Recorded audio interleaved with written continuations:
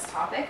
My name is Adora Spitak, and I really enjoy learning about history, and history is one of my favorite topics, and I've done a lot of research on this topic as well as others, but more specifically because it's a right to learn presentation. That means we're going to be using writing and discussion to learn about it. Then I feel a little bit qualified to talk about it because I published my first book, Flying Fingers, when I was 7, and more recently I published a second book called Dancing Fingers with my older sister Agana. So I really love the idea of using writing to learn about other things, especially history, being another one of my favorite topics. So I want to start with what child labor is exactly. So have you ever told your parents, oh, you shouldn't be making me clean this house, it's child labor, or going to school, I feel like a child labor? Have any of you ever said something like that? You can raise your hand if you have. I know I have, maybe once or twice. I see some raised hands. Yeah, we've sometimes used that comment, oh, I feel like a child laborer, whenever our parents make us do too much work, or we just really don't feel like going to school. But child labor, according to the dictionary, is the full-time employment of children, especially of those who are legally too young to work.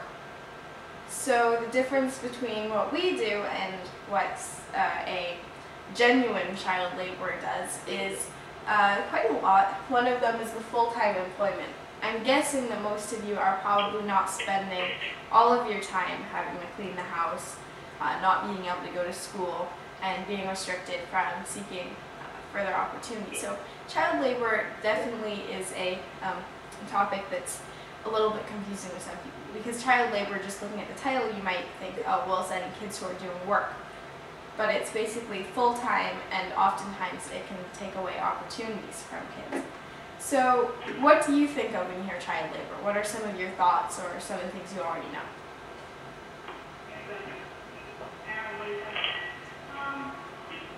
Kids who work. Kids who work, okay, what else? Possibly child abuse. Okay, maybe abusive. Please, guys, what do you think about that?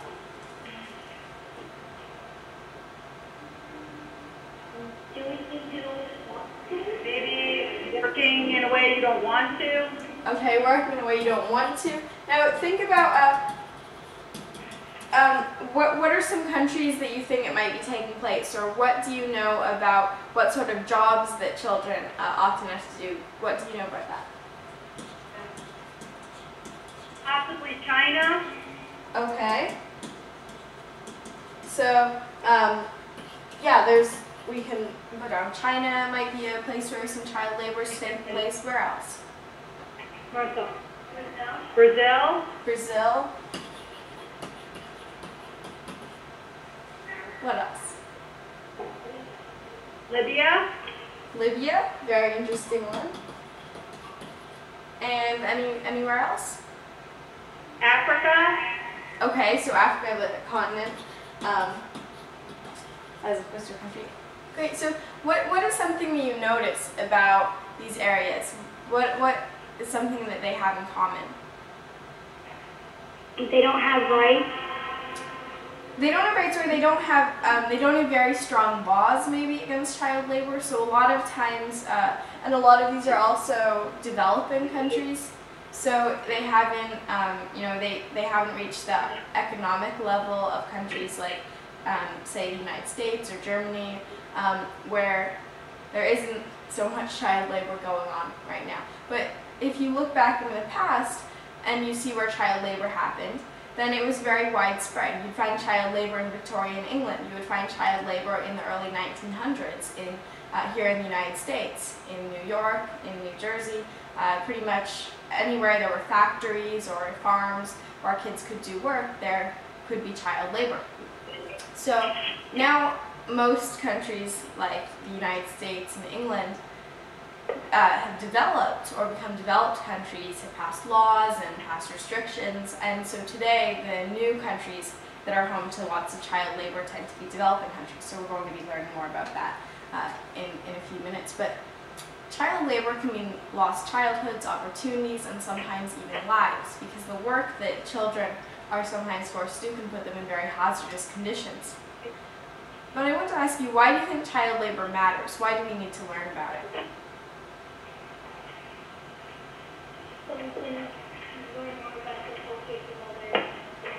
Learning more about the cultures of other countries. Okay, so learning more about culture and international education. What else? How many rights we might have. Okay, rights. Anything else? Anybody? Why should we bother to learn about those?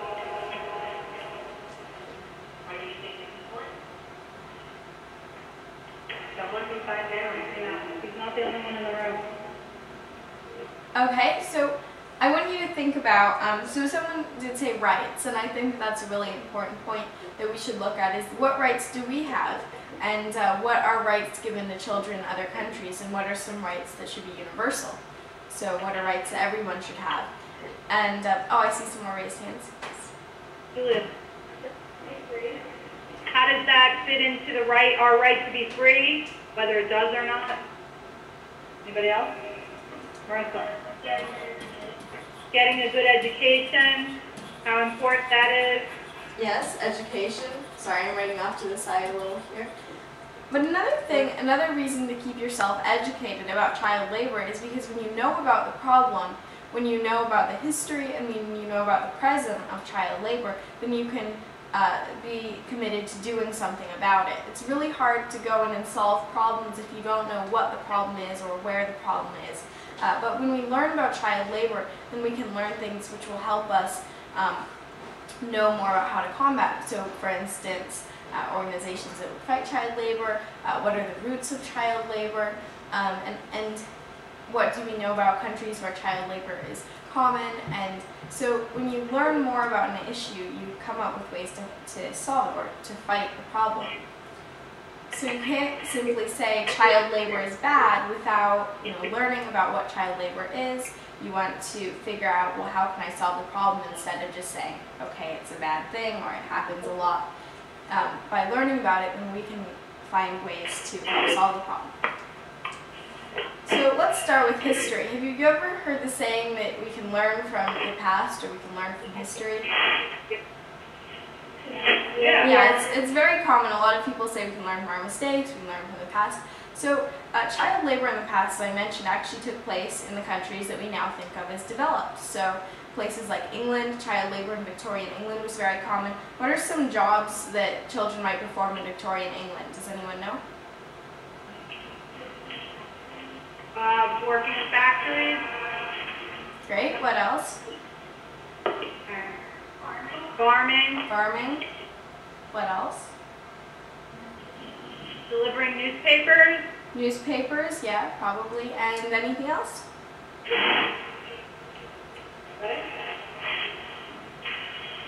Okay, well, you guys named quite a lot of the jobs. There's one more, but children really did a variety of jobs. If there was a job that an adult did, then there was often a job that a child did. And there were some jobs that children did that were even, that people thought that children were better at even.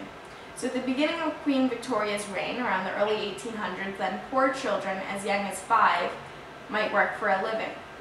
And children did various kinds of jobs. And many of these jobs were unpleasant and dangerous because children were small, they could fit in the small spaces. So a lot of work that they did might be in coal mines. So some children worked in coal mines pushing trucks of coal to the surface. So take a look at this picture. And so that's a cart of coal that's just been mined.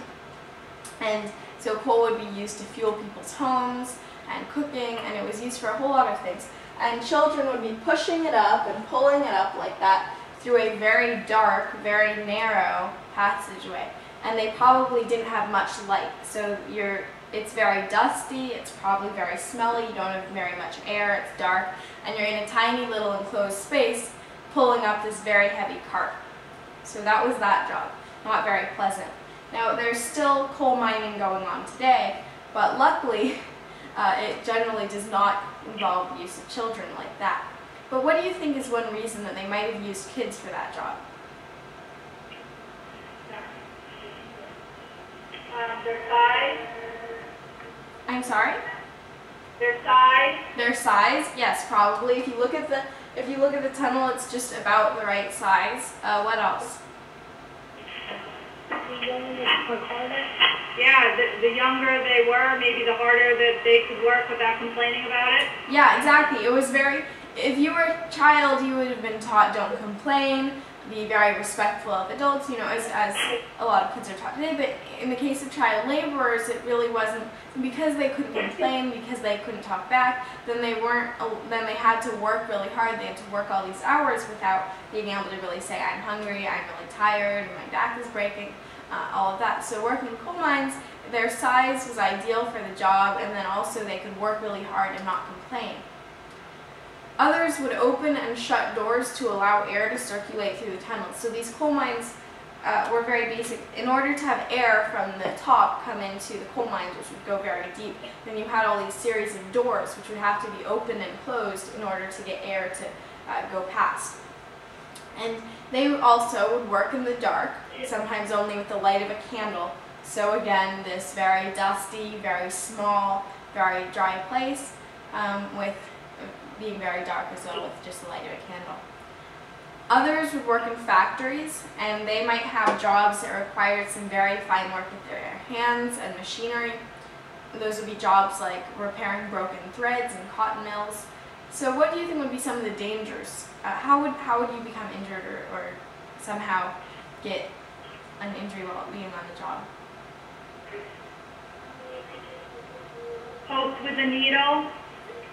That would be one thing. What else? When you're handling heavy machinery, or when you have big pieces of equipment, what could happen? Getting hurt by that machine. Yes. So if you're using your hands and you're going in and out of a machine, or you're repairing threads and there's a machine involved, there's always a heavy possibility as well of possibly getting your hands injured, especially with a lot of these machines not having some of the safety precautions that they might have today. So these children might get injured very easily, but the unfortunate thing was because they were so poor, and because some of them might have been homeless, or because some of them might not have had parents there all the time to take care of them, a lot of them, if you got injured, you might just lose your job and become even poorer. So the laws back then, and that might happen even to adults who got injured, there weren't really very good labor laws at the time. So looking at these jobs, what do you think about the jobs? Why do you think that people would just let this happen?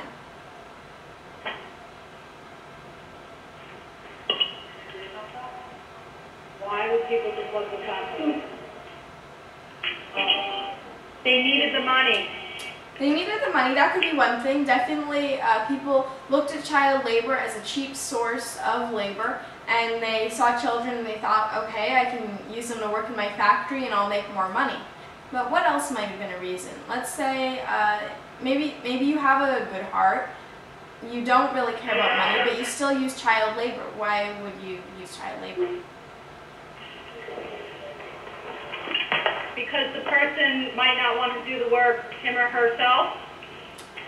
That's a possibility. If you're looking for labor, and yeah, you might use children because they were readily available, but there were also adults who were willing to work as well. So what else do you think as far as society? Like, why did so many people, even those who weren't running factories, might hire children to clean their chimneys, or would buy products from factories that used children? Why do you think so many people just thought it was okay? Maybe they weren't necessarily looking out for the safety of the child or the adult. Yeah, they might have not really been looking at that. They might have not thought that the children could really get hurt. But another thing that you have to look at is also, as far as history, before Victorian England, there were children working in many different circumstances. Child labor, we really formalized child labor as in this is what child labor is around the time when we started noticing it. And when people started taking a look at, oh, these are dangerous conditions, children shouldn't be doing this work. So from very early periods, children could be treated like young adults. In the Middle Ages, when when the peasants were on the farms, then a lot of peasant children would be doing work on the farms along with their parents. So with this long history of children doing work, it might have been considered pretty normal or pretty acceptable for children to be doing work up until this time period when people started noticing, taking pictures, writing, interviewing these kids, and really taking issue with the idea that kids would be doing kind of dangerous work. So you have to look at the idea that first it was very easy to use children to make money, but then second that many people might have also considered it pretty acceptable. Now this is a picture of someone with this long row of machinery here doing a job at a factory, probably like repairing threads or working with cotton. And they were made to work very long hours with very little pay because there were just no laws to protect them. So today, the reason that you won't walk into a factory and find hundreds of children working at the machines is because we have laws, and lots of laws on the books that say children can't work this many hours, children under this age can only work this many hours, it can only be this type of work. So there's lots of laws to protect kids.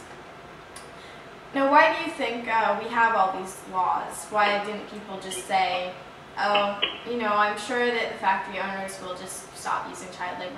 Why do you think we've made all these laws as opposed to just saying child labor is wrong? So kids aren't getting hurt as often as they were. So kids weren't getting hurt as often as they were.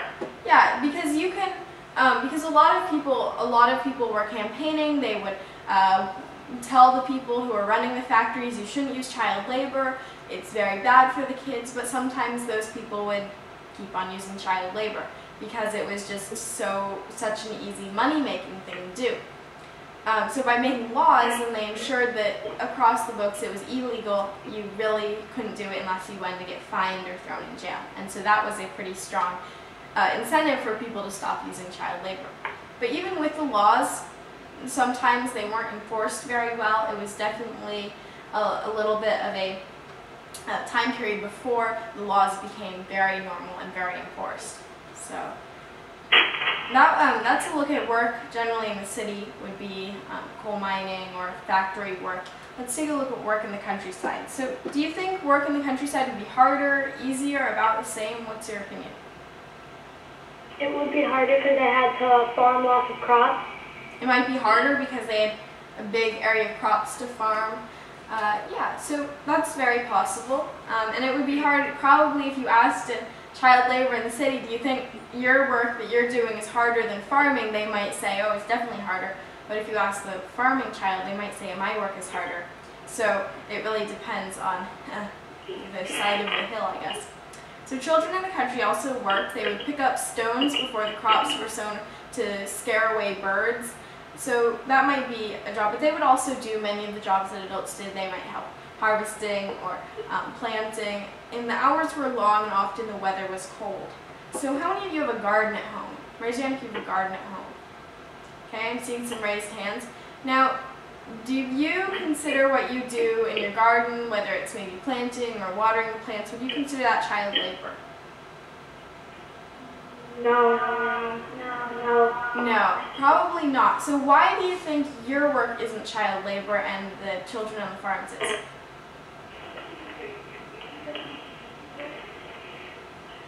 Because you would choose to be doing it kind of as a hobby. Okay, what else? Because we weren't working heavy machinery that kids were working with back then. Okay, so maybe you're not working with dangerous machinery. What else? What else? Even if your parents, let's say your parents have to tell you to water the plants every day, they're sort of dragging your feet to water the plants. What else do you think makes, even though you're sort of ordered to do it by your parents, what do you think makes it not child labor when this is?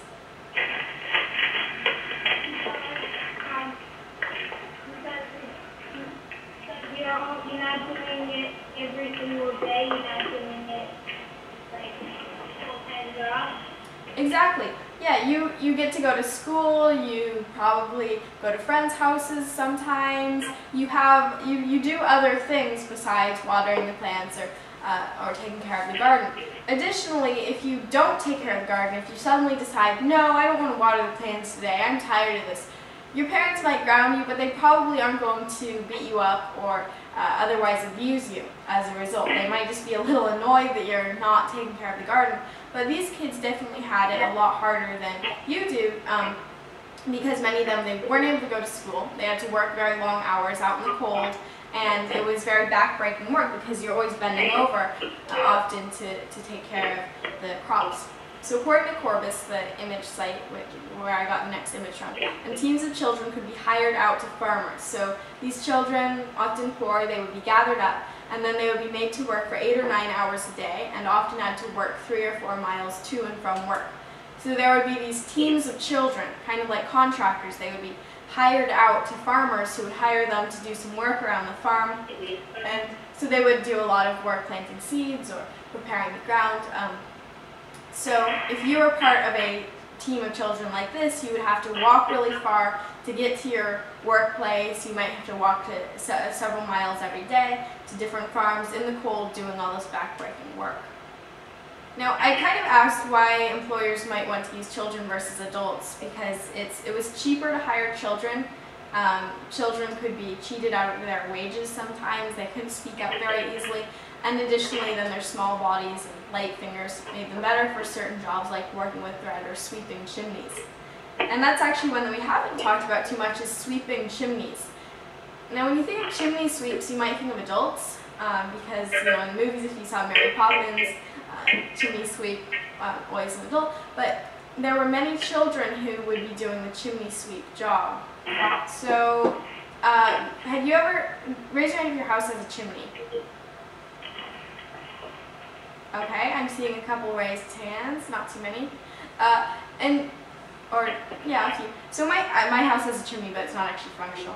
But now this chimney sweeping job was kind of essential because the chimneys would get really dirty, very black and sooty because of all the dust that would gather on the side, and then this would make it might affect the rest of the house, make it smell bad, and you wouldn't really want to be in that area near the fireplace. So people would hire these chimney sweeps to go up into the chimney with a big mop or a big broom to get all the dust down. But what would happen with these chimney sweeps would be covered in dust, they'd be covered in soot, and it really was not good for them to breathe at all. And if you think about the people working in the coal mines, it's the same thing, breathing in all that poisonous dust. So now that we've talked about child labor in Victorian England, I wanted to ask you, why do you think when you go to England now, you're not going to see much child labor? Why, aside from the laws, what do you think was the attitude, how did attitudes change, and why did attitudes change about child labor?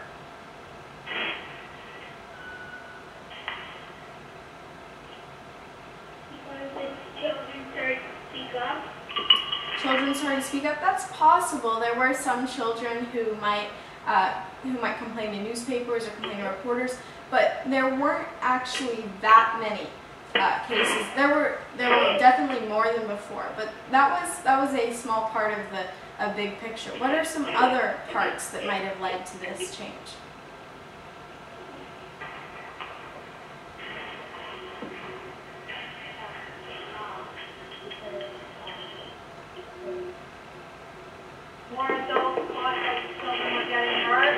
More adults saw that children were getting hurt. There was definitely more concern because it seemed like children were doing some very dangerous work, working with machines. And another thing was that people saw that children were often getting exploited. They were being taken advantage of because they could be used for cheap labor.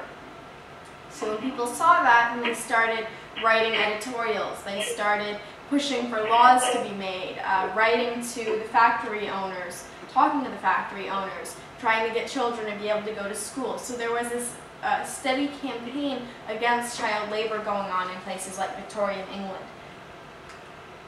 Now let's talk about child labor in the U.S. So how do you think child labor in the U.S. might be different? And this is also 1908 to 1912, so a little later, but how do you think it might be different?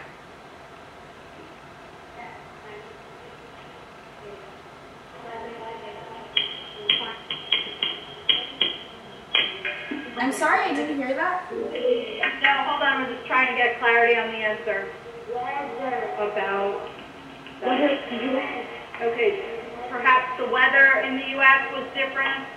making it easier, harder, a variable? Well, there's also a thing with they did some different jobs, some of the same jobs, but some different jobs. What are some jobs that you think the children in the U.S. might have done? Farming? Farming, probably so. What else? Also working in factories? Working in factories, probably so, yes. Anything else?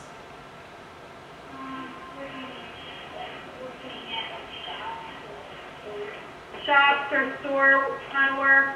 Possibly. So in the U.S., then child labor was a little bit different from in Victorian England because this was a slightly different, this is a little later. Victorian England was in the late 1800s, this is in the early 1900s. So the work that children did was sometimes similar. A lot of children did work in factories because the country was definitely growing a lot, and there were all these people who needed new shirts, who needed new pants, and so children would often do this work in factories, or sometimes immigrant children. So there were lots of immigrants, especially on cities on the East Coast, like New York City, for instance, had many immigrants. And I actually went to New York City and got to visit a tenement, which is basically an apartment and often, sometimes there would be specific areas where an immigrant family might live, like if you were from Italy, then you would go to the Italian section, or from Ireland, you would go to the Irish area. So people often would stay with people they knew. But sometimes these immigrants coming in would be very poor, and they would have to take in work. And what would often happen would be the children would be at home, and they would help sew together pieces of fabric to make shirts, and that would be, then they would get money for that to support their family. So a lot of stuff in the garment area, as well as in newspaper selling. So we're going to take a look at some pictures and the people behind them. So this is Furman Owens. He's 12 years old. He was 12 years old. He couldn't read and did not know his ABCs. He said that he wanted to learn, but he couldn't when he worked all the time. So these are pictures that were taken by Lewis Hine, a very famous photographer who took lots of pictures of child laborers like Furman. Now these are some children, and this is the kind of dangerous machinery I was talking about. So you can see they're standing up on it, and they have these rolls of thread that they are working with over there. And so some boys and girls were so small they had to climb up onto this spinning frame to mend broken threads and to put back empty bobbins or cylinders wound with thread or wire. So again, this is one of those jobs that children's small fingers might make it easier to do, but sometimes they were so tiny, and the machinery is obviously really big and not designed for children. So this is another girl at a factory, a spinner in Whitnall Cotton Mill. Sometimes works at night, earns 48 cents a day. When asked how old she was, she hesitated, then said, "I don't remember," then added confidently, "I'm not old enough to work, but do just the same." So during this time, there were some things that said, you know, as she said, "I'm not old enough to work, but do just the same." There were some things that children, you know, should go to school, and children probably should be laboring inside factories, but a lot of children did anyway. It was, a lot of people looked out their way while factories hired children, despite there sometimes being rules against it. Now, newspaper selling was also a big source of child labor. A lot of people would go out and sell newspapers, but this is a little bit different from going on a neighborhood delivery route early in the morning before you go to school. This would be, again, full-time work. So why do you think selling a newspaper might be considered child labor? What's so hard about selling a newspaper? Have to walk really far? You'd probably have to walk a far distance, you'd be standing all day. What else? Have to get up really early in the morning? Get up really early in the morning. What else? The weather could be really hot. The weather could be terrible. It could be raining and freezing, or it could be so warm you'd be sweating all day. What else?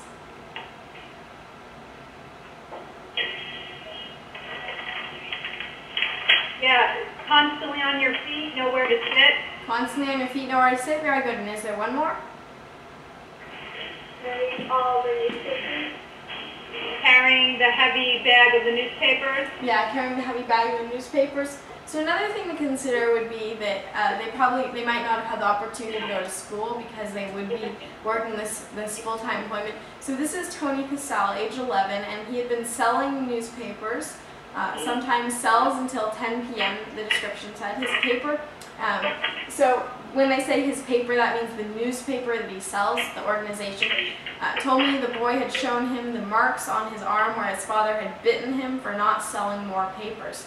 So this boy was getting abused by his father, getting bitten on the arm for not selling more papers.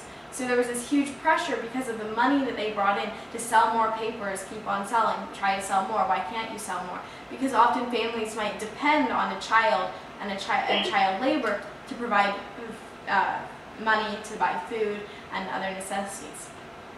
So there was also abuse in it as well. So this is a very little boy selling papers over here, age 8, a newsboy. And the boy just recovered from a second attack of pneumonia. Does anyone know what pneumonia is?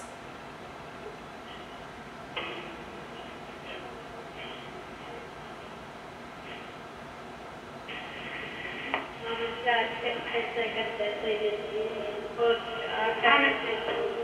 Say it again? Yeah, what does it affect? Oh, Yeah, what part of your body? Your lungs. Your lungs. Disease. It's a very hard disease to have because, or a sickness to get because you're coughing all the time. It can be difficult to breathe, it affects your lungs, and so this is not a good sickness for a little child of 8 to get. It's not. I mean, obviously, it's not good for anyone to get, but it's especially a lot of these sicknesses. A lot of sicknesses are especially dangerous to elderly people and to young children, and so he's an example of a young child. And he just recovered from his second attack of pneumonia and was found selling papers during a big rainstorm. So the conditions that these children worked in the cold, in the rain, sometimes they might not have enough money to buy themselves a proper coat, and working long hours would contribute to them getting sicknesses. Especially when you think about the kids working in the coal mines, working as chimney sweeps, they would have a higher chance of getting possibly cancers because of the dangerous toxic elements they were exposed to. I'm sorry, there's like a screeching noise right by the... Oh, it's sort of stopped now. There was a noise over my foot. So this is another picture of one of those newsboys, and he looks kind of happy in this picture. He's smiling. It's a very cute picture. He's 5 years old, 41 inches high, and he jumps on and off moving train cars at the risk of his life, according to the caption. So basically what would happen is a train starts moving, he jumps on, I'm assuming so that he doesn't have to pay money, and he goes around selling newspapers so to the people on the train. Now you might think, okay, that's not so bad of a job, but obviously jumping on and moving train cars every day, there's a high possibility one time you might fall off, you might not catch it, you could get run over. So a very dangerous job, not to mention there's that added element of being out in the weather, working long hours at 5 years old.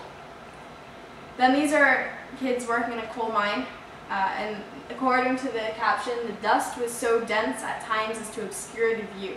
The dust penetrated the utmost recesses of the boys' lungs. A kind of slave driver sometimes stands over the boys, prodding or kicking them into obedience. So why do you think, what are some results of all this dust that might be around them? I'm sorry, could you repeat the question? Sure. What are some of the results of all the dust? Do you think that they might get certain diseases, or how would it affect them? Can you be more specific? What kind of study? Yeah, hard time breathing. Hard time breathing would probably get in your nose, get in your throat and lungs. What else? Perhaps asthma. Asthma, yeah, definitely a high chance. What else? You like talking not as good hygiene.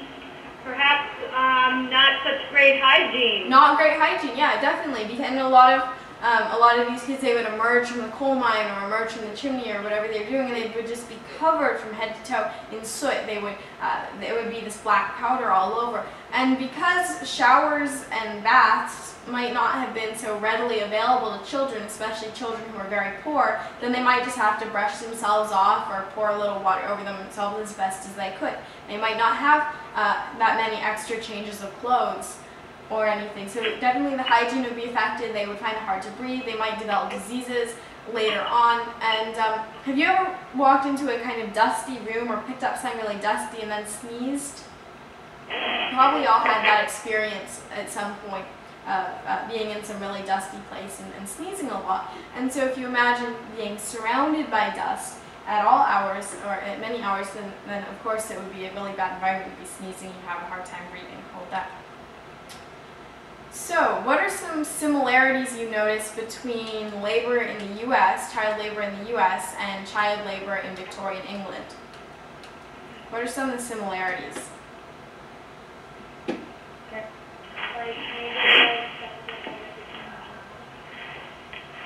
Similar type job. Okay, similar types of jobs. What else? No freedom. No freedom. Yeah, definitely the children in these pictures, even though they might be out selling newspapers, which seems like, oh, you could always run away, but there might have not been a whole lot to run away to. At the time, there still wasn't a very comprehensive system for, if you were an abused child, there weren't a whole lot of people to turn to. Today, we have so many different organizations that work to protect children, or that children can turn to for help, but back then, again, it was considered a little more acceptable for children to be out selling newspapers, working, even at really nasty hours. So that would be another similarity, was that society often, that many people might have had that perception. What else? Aaron. They all have bad working conditions. Bad working conditions, yes. Anything else? Made very little money. Made very little money, yes, definitely. So again, if you think about the reasons that people use children, small bodies and easy to cheat out of their wages. They didn't have to pay that much because, for whatever reason, because they were children, they didn't receive as much. And this has been seen a lot of times. These same places might also hire women instead of men, because it was thought you could give women less money. Because you would think, oh, well, men are supposed to be the breadwinners, so we don't have to pay women as much. They're probably married, or if they're not married, they're living with their families, so we don't have to pay them. And with children, it was even more of that, because children had, it was thought, would have both of their parents to support them, so why do we need to pay them so much? But the reality was that a lot of times these children might not have had parents who were bringing them money, or might not have been very much money. So child laborers didn't have the time to study very often. Working full-time, you didn't really have time to go to school. What do you think would be some of the